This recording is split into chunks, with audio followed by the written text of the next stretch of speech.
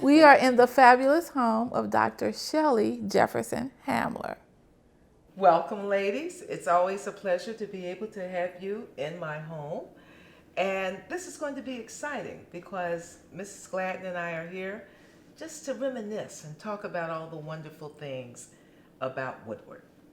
All right, and so I just basically want to take this time to share why this particular day and this time is really important.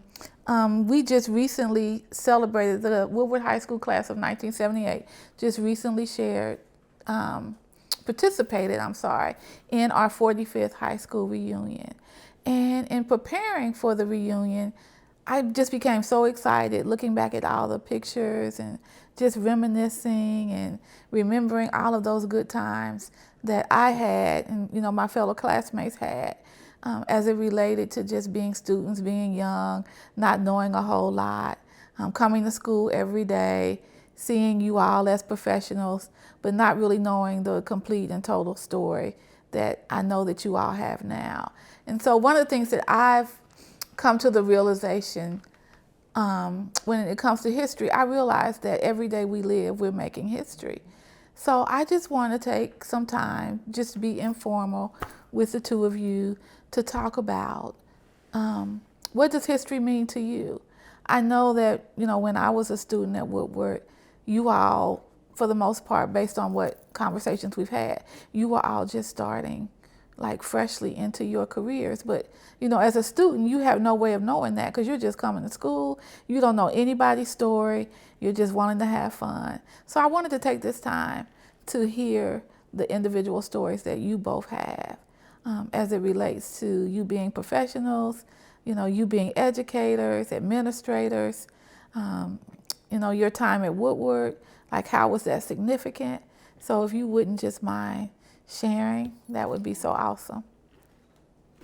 Well, Woodward was actually my third school, so I had been out there for a bit. Started out at Woodward High School in 1964. Then I went to Hughes High School, which was my alma mater. And then I came to Woodward. And I came to Woodward because I had a niece that was staying with me from North Carolina, and she was a Woodward student. And so she had had some difficulties at Woodward with other girls being jealous and wanting to fight her. So I went to Woodward to talk to Mr. Bowles about her safety. And while I was there, I said, and by the way, can I have a job next year? So I wound up staying at Woodward High School for 10 years. That was the longest I was ever anywhere. And I really enjoyed it. We had a wonderful group of teachers, students, and fellow staff, administrators. And while we were there, we learned a lot about how to be administrators as well as the teaching that we were doing there. And then I was the Camus counselor, so I ran into a lot of kids that were interested in science careers. Yeah. Because I know when I look back in the yearbook, you were also I remember you as a counselor, guidance counselor. You were also over the health department, which... Health teacher, and I was a DPPF coordinator. Okay. Yeah, and the Camus counselor while I was at Woodward. So I had a lot of things that helped to train me to get into administration while I was at Woodward. And Shelley can tell you some of the things that Mr. Bowles helped us with. Well, there were quite a few things, but I started out at Cutter Junior High School. And then they were saying, well, Cutter's going to close, so you better ask for a transfer and go someplace. And so I just put my name in for a transfer, and I got Walnut Hills High School. But since I had graduated from Walnut, I didn't necessarily want to go back to Walnut because my sister was a senior that year. So I could see her and all of her friends going down the hall. Hey, Shelley, what's happening? And I said, well, that wouldn't work. I also knew that the students at Walnut didn't necessarily need me because they were going to more than likely make it academically. And they were a group of wonderful students who had, basically everything they pretty much needed. And so I turned it down to come to Woodward because I wanted to be with more of the students who I felt I could mentor and to help. And that was really a great experience. And so Mrs. Gladden also played a vital role in my career because she too was a mentor and had the experience. And so when I got there, she and other people, just Mr. Isabel and of course Mr. Bowles, just took me under their wings. And that's so important, to be able to have that kind of support. And it really means a lot. And so they are the ones who helped me to become who I became in the educational arena. And Mr. Bowles, well, Mary and I cannot say enough about Mr. Bowles, because he took us under his wings and just said, this is what you're going to do. I mean, we would laugh after our meetings because we had no option. Because what other teachers were at Woodward at that time that were part of that group that he took under his wings? Sheila Zellers. And I guess it was really the three of us, is that correct? Yes, I think so, because at one point in time, he would take us to like a budget meeting at the Board of Education, so you knew how to prepare the budget for the school, what to expect when you got to Board of Education, because you were meeting with the treasurers and people that were deciding what your budget would be, all of those types of things, so that you would understand what your responsibilities were if you went into administration. So basically he was setting up the environment for you all to be able to get absolutely that training. Yes. And of course we had Mr. McDowell, Mr. Ranker, whom we just saw at the reunion. And it was just a wonderful place to work. I really enjoyed Woodward. And I know Miss Gladden was just telling me that your dad was a teacher. Yes. As well. He was. Wow. Yeah, he was at Hughes. And for me as a DPPF coordinator, that exposed me to the people at the Board of Education who were in testing and evaluation.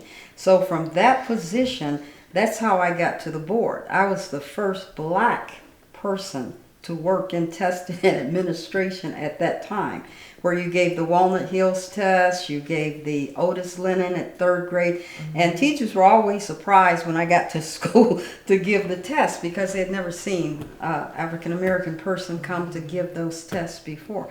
So that was from Woodward, working as a DPF coordinator. So you can see how things just built up. You met the people there, so when they needed someone, they knew someone to call. So that's how it worked. Yeah. So I just want to take this time to really say how awesome I think that the two of you are. I know over the years I've ran into you, Miss Gladden, at Citygate. We were there for a little while together. And then Dr. Hamler, I ran into you at a function, a fashion show, where you were being identified as a mystery model. And she was just as vibrant and outstanding. And when I saw her basically take that runway and walk, and you had on the hat so no one could really see who you were. But when I saw her, you know, just the total uniqueness of her and her style, I was like, that's no mystery. That's Dr. Hamler, which I actually knew as Miss Jefferson when I was back at Woodward. So I know that we've had a couple of conversations over the few months, and I really wanted to talk a little bit also about the fact that you both are so vibrant in your own individual ways. When I see you, I talk to you, you know, your tones are equivalent to someone just being joyful and positive. Just your outlook on life at this particular time and season of your life. And I know it doesn't have to always be like that, because sometimes, depending on what people go through in life, that changes who they are, changes their tone, changes their outlook, changes their demeanor.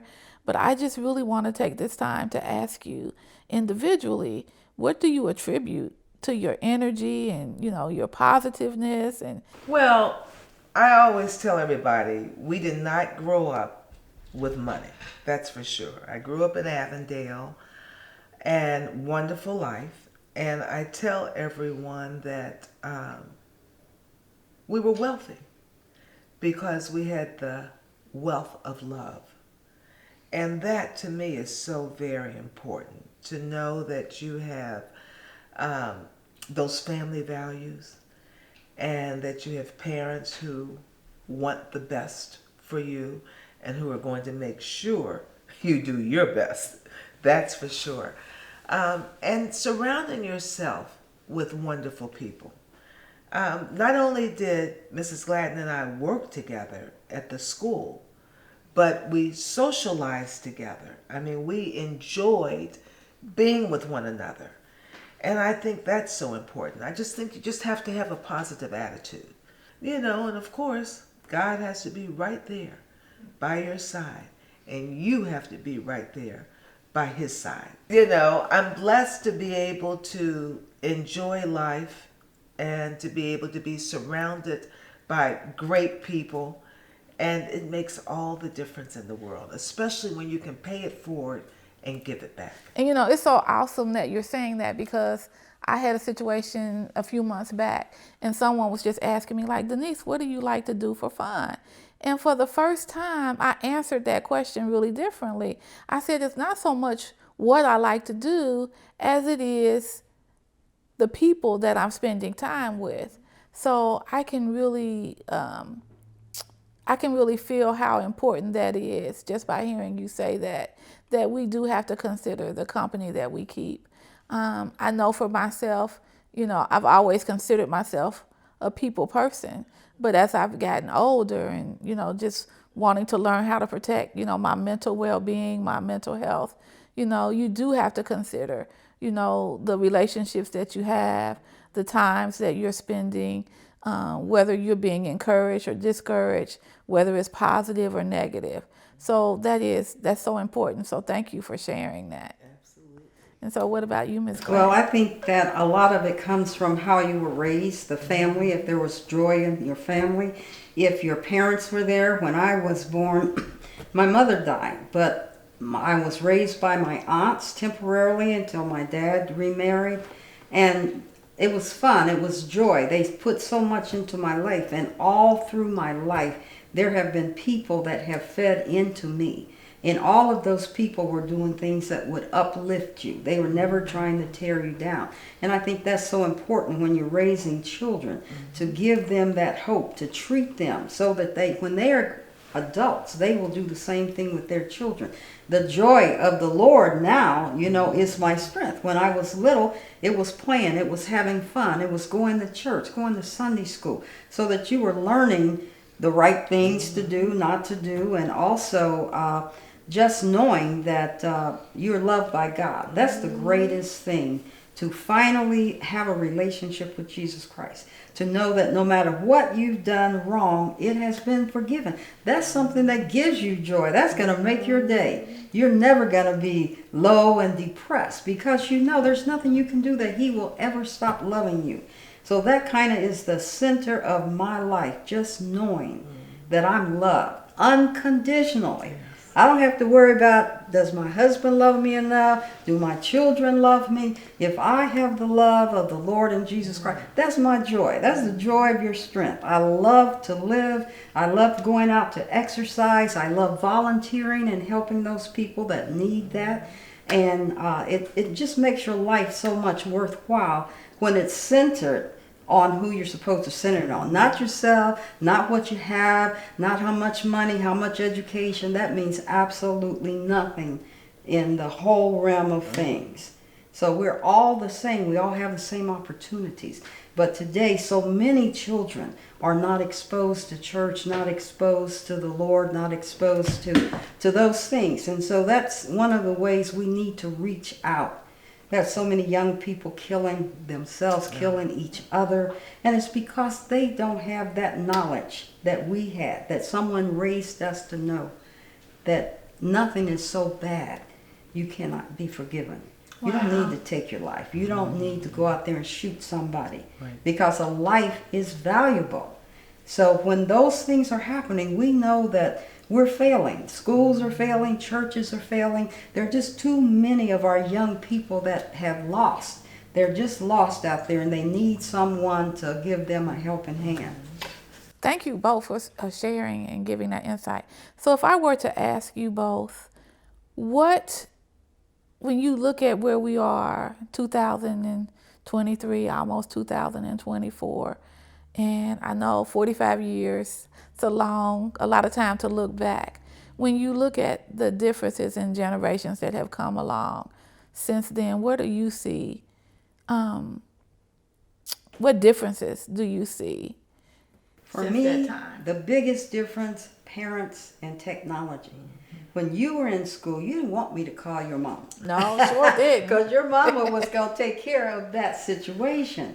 Today, we're in a situation where parents are not as willing or as able to support their kids or the teachers in school. So I see that as a big difference. As a principal, you call a parent and you ask for help. You say, a parent may tell you, I can't do anything with it myself. So you're out there on your own trying to help this kid without that parental support.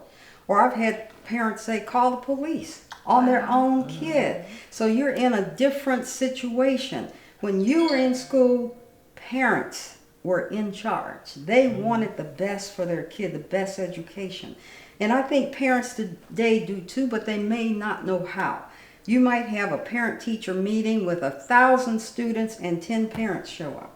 Wow. And that has been going on and on. And of course, when you were there, we weren't giving out computers to every kid to take home. Technology, now even kids 10 years old, 9 years old have cell phones. So the teacher's competing with the media, what the kids see. They want the teacher to be live and working, not just up there teaching. And because of technology now, you just can't stand in front of your class and teach. You got to walk around, you got to be with every kid. You got to see what each one needs because they have access to knowledge just like you have access to knowledge. Wow. So things have greatly changed. That's really powerful. Yeah, in Dr. a way Hamler? that teaching, yeah. Well, the other thing is that I'm hearing is that if you call the parents will sometimes say, my child wouldn't do that, and they get upset with the teacher for calling and want to come up to the school and beat the teacher up. And that has happened. Yeah, and that's crazy because we're there for the interest of your child and for no other reason. And so that makes it very difficult for any educator to not be able to have the support of the parent when they call the home. And I know, like Mary said, when we were growing up, Don't even bother to call my parents. Don't do everything you tell me. That's exactly right. Because back then, on your way home, the neighbor, the friend, Everybody knew. Everybody knew it. Everybody had the right to be able to discipline you. And that's not happening today. And you cannot skip school. I never even dreamed of skipping a class or skipping school. No, not at all. But that's very common. The absenteeism today is a major factor in why schools do not have high test scores. Wow. Today I'm teaching 15 kids. Tomorrow it might be 20 different kids. So what was the average class size when we were coming up? It was big. Like It was large. I was teaching health. And there were 2 health teachers, so I might have 50 kids in my class. Wow. But there was never a discipline issue. Right. There was never a discipline issue. Whether you had 20 or whether you had 50, the kids were there to learn. That's true. It's very different. It's very different. And teachers are all crying out for help. The administration, now you have the political, you got the state legislature telling you what you can teach. You can't teach black history. You can't say anything about sex. You can't do this, you can't do that. So teachers are feeling stressed. They're feeling like everything is coming against them. I just heard about a teacher strike going on now, I think in Portland. They need more money. They need more support for the kids that they are getting. Kids are different than what they used to be. We didn't have all of that. We didn't have computers. We didn't have technology. No, we didn't. So I know Dr. Hamler, you were giving some insight.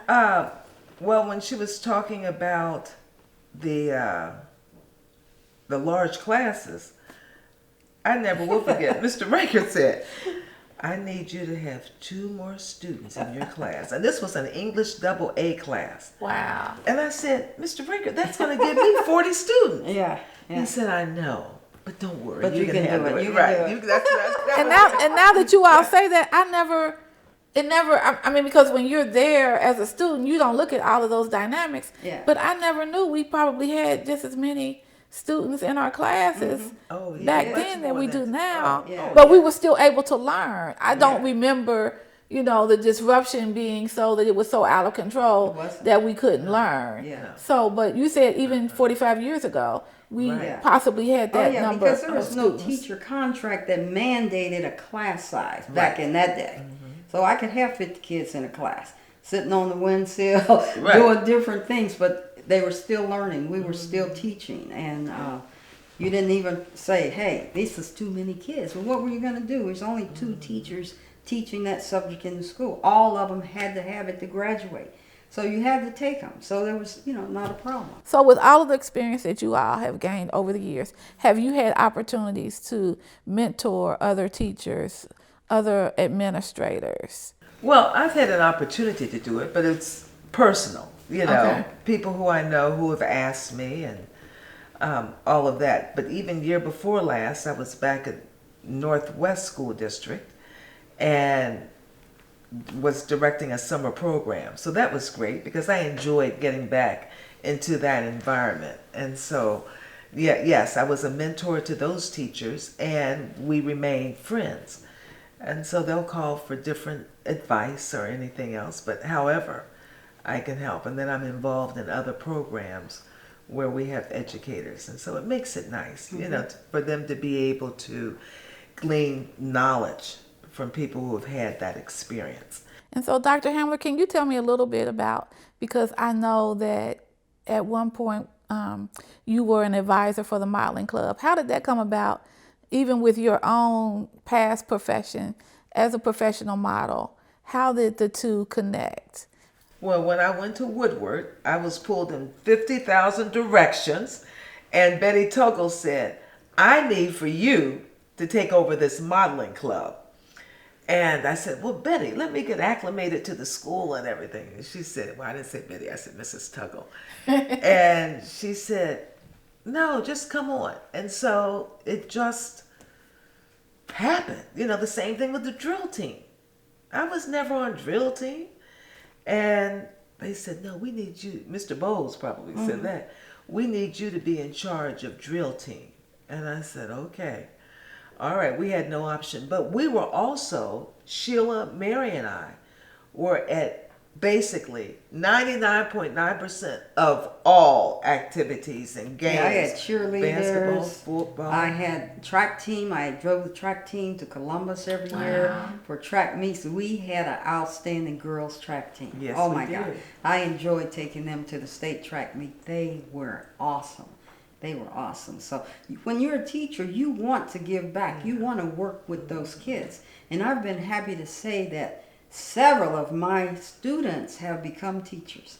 And it has been a blessing. And they will say, "Well, we saw you. We saw what you were doing. We liked what you were doing. And so we decided we were going to become teachers." So, just little things that you're doing that you're not even paying attention to, they are. And then they come on and they do the same thing, and you have the opportunity. Like, I've hired several teachers to be teachers at the And that's school where I gotta was be administrator. amazing. Yes, that were my students. And that is a blessing. That is a true blessing. Yeah, you never know who you're going to have, And I used to tell my teachers, treat these kids as though they're yours, because one day they may be your boss. And I remember when I had an opening for an assistant at the school, and so a beautiful lady came to interview, and I interviewed her for 45 minutes. It was a great interview. And she says to me at the end, "Miss Hamler, do you remember Regina and Shelley Myers?" And I said, "Yes." She said, "Well, I'm their mother." And I said, "Why didn't you say that when you walked in? I would have just given you the job." Because she wanted to because do it I right. loved her Yeah. babies. Yes, Yeah. she wanted to do it right. And so those are just great experiences you can. So I do want to ask, as women of color, what do you feel has been your greatest point of inspiration in terms of just working in the public sector? Like what really at some point motivated you, back 45 years ago when you got up every day? What was your drive? What was your motivation?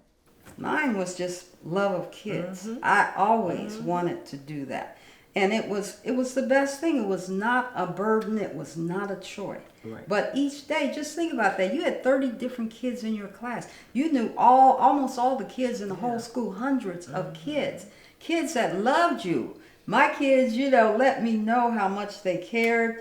My job was to try to get everybody to pass that class. So I did everything I could for individuals. If they had a problem with one thing, I would say, well, let's make a notebook. Bring me a scrapbook. Let's start making scrapbooks of things for health, for this, for that. So you would find out where their strong point was. So you want these kids to learn. You want them to graduate. Today we have so many kids can't even read at 3rd grade. When I got kids at Taft High School in the 9th grade, they were like 16, 17 years old because they had repeated 2 years. The chances of them ever graduating were very, very much diminished. So you would wind up in the 12th grade with kids who were 20, 21. Some of them were already emancipated, had their own apartment. So you're dealing with a whole different thing. So, but it was your love. If you love these kids, to me, there's never a bad kid. There's bad behavior. But every single kid, even the ones in trouble, when you worked with them one-on-one, they're good kids. They just needed more than what they were getting. So, Dr. Hamler, what was your motivation? Well, as Mary said, the kids. I mean, I enjoyed going to school every day, talking to my, babies. And it was just fun. I mean, they were just excited. They wanted to learn. Not that we gave them an option. But they wanted to learn, and it was wonderful teaching them so that they could learn. But, each and every single day. Now, we never missed work. You never missed work? Never missed work. We were there all the time. And I remember one time I had to have surgery. I was supposed to be out for 8 weeks, and I just couldn't stand it. And so I came to school like in 5.5 weeks. And Mr. Bowles said to me, "What are you doing here?"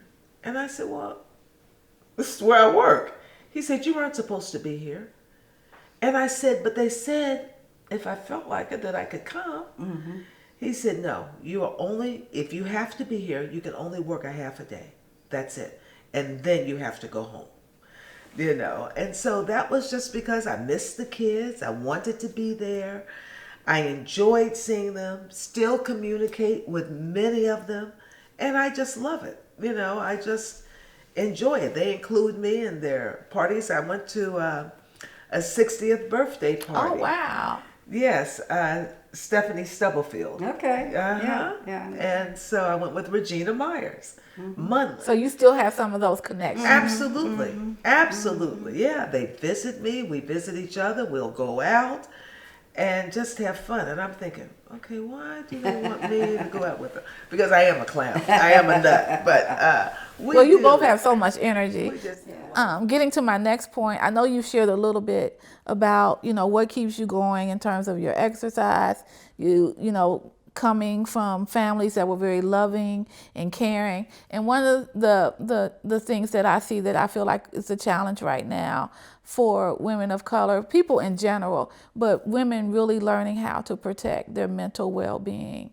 How would you encourage women to protect their mental well-being? Number one, you gotta love yourself. You gotta like yourself and not be competitive with other people. Don't worry about what the other person is doing, what they look like, how much money they have, the big house or the big car, that type of thing. But you learn to be content and satisfied with where you are in life, because you can't have more than what God intends you to have anyway.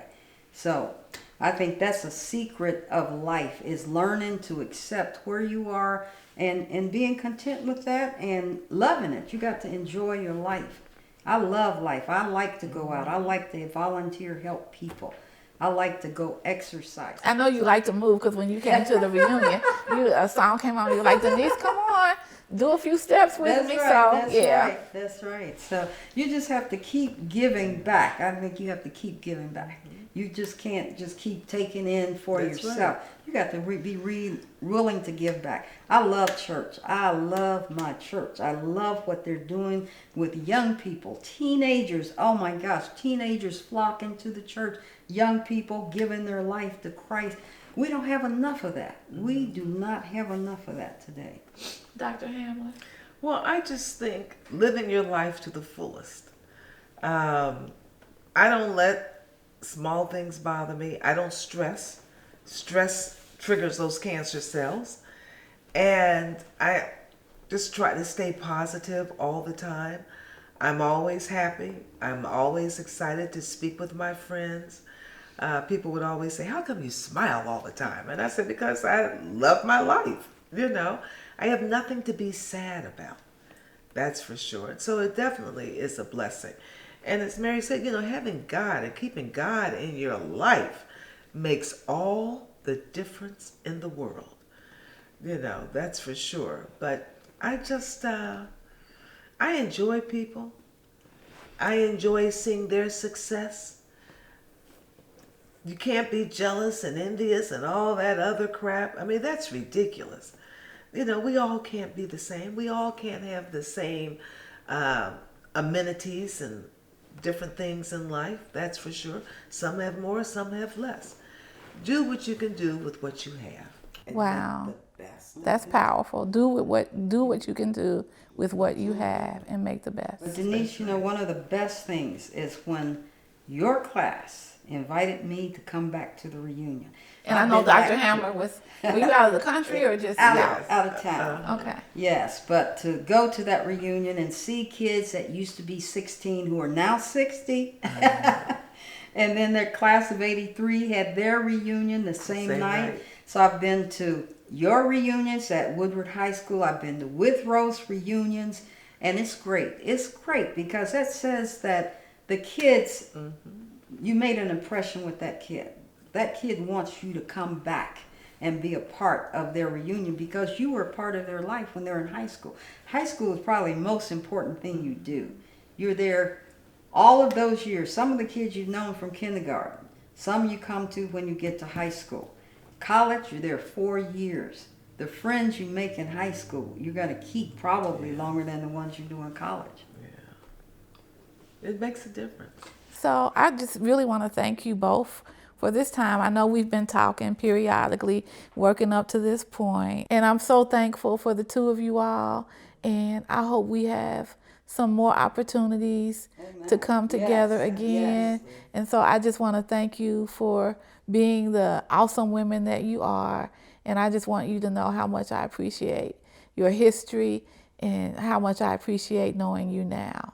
And Well, thank you you. are an awesome woman. Right. Thank you are an and the awesome class woman. of 78. That's for sure. I mean, it was a great class. And so thank all of you. All right. Yeah. All right.